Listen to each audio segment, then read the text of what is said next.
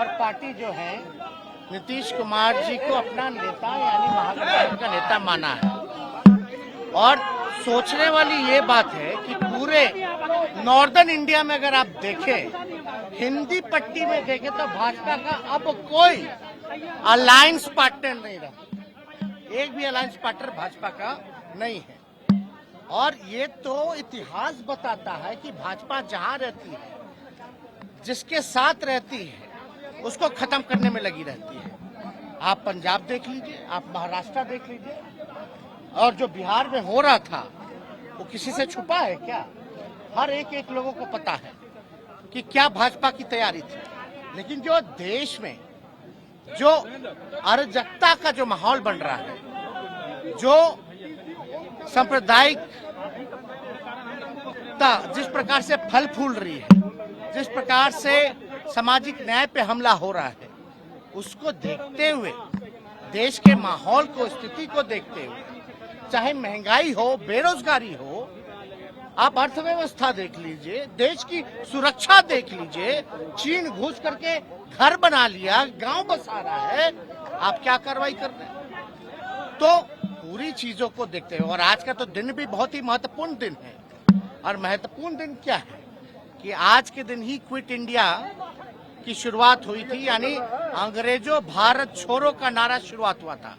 तो आज बिहार ने एक बार फिर से दिखा दिया है, देश को संदेश दिया है, टोटल देश के जितने विपक्ष हैं उनको संदेश दिया है, एक दिशा दिखाने का काम किया है कि जो मजबूती के साथ जनता के सवाल को लेकर के लड़ता है, वो मजबूती के साथ जो है जनता के साथ जो खड़ा रहता है, वो को जनता जो है पूरी तरीके से स्वीकार करती है। और जनता विकल्प चाहती है। आप देख लीजिए, बिहार को विशेष राज्य का दर्जा नहीं मिला। माननीय मुख्यमंत्री जी ने अपना काम किया, कई प्लेटफॉर्म पे इन्होंने प्रधानमंत्री जी के सामने पटना यूनिवर्सिटी की मांग की, लेकिन मान लीजिए पटना यूनिवर्सिटी को उसका दर्जा नहीं मिला अब तक। विशेष पैकेज का क्या हुआ? तो कहीं ना कहीं से हर एक तरीके से एक षड्यंत्र के तौर पे, तो ये बीजेपी जो करता है उसका एजेंडा फिक्स है। और जेपी नड्डा जी, ये जो लोकतंत्र की जननी है, यहाँ आकर के बोलते कि क्षेत्रीय पार्टियों को खत्म करेंगे, समाप्त करेंगे। तो इसका मतलब क्या है? यानी विपक्ष को समाप्त करेंगे। विपक्ष को समाप्त करेंगे मतलब लोकतंत्र को समाप्त करेंगे। यानी लोकतंत्र की जननी में आकर के आप लोकतंत्र को चुनौती दे रहे हैं। ये बिहार के लोग नहीं सहेंगे।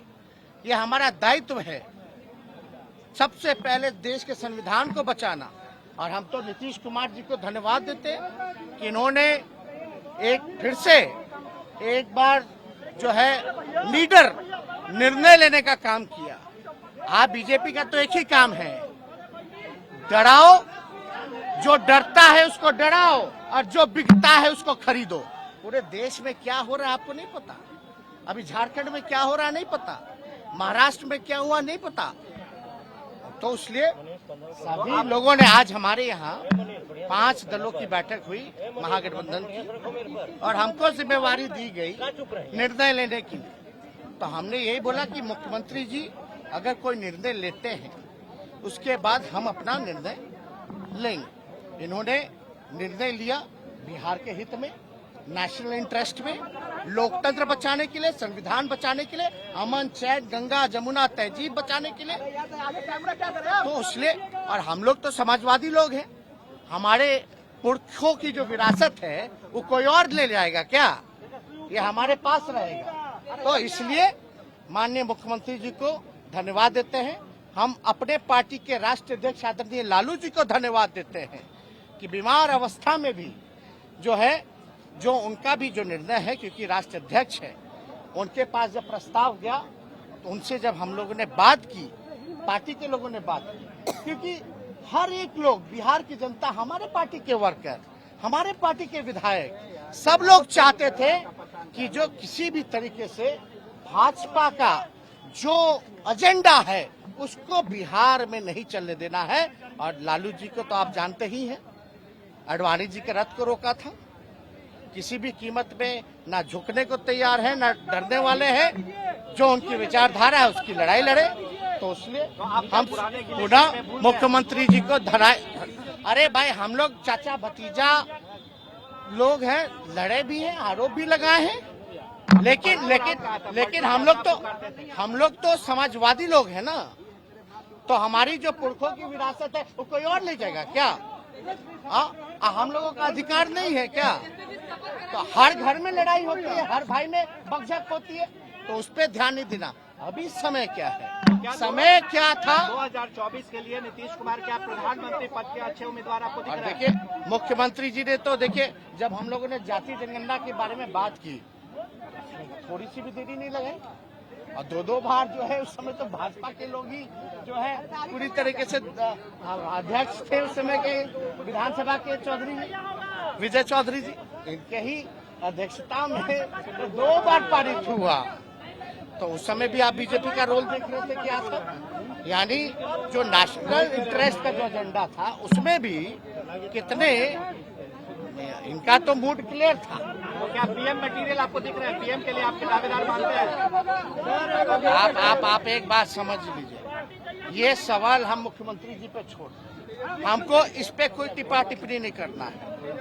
लेकिन आप इतना तो आप जानते हैं कि सबसे देश में अगर सबसे कोई अनुभवी मुख्यमंत्री है तो नीतीश कुमार जी है। सबसे अनुभवी, परिपक्व, और काम तो किया ही है, ऐसा कोई इनकार नहीं सकता। कुछ लोग तो प्रचार का काम कर। नरेंद्र मोदी को क्या नीतीश जी दे सकता है चुनौती?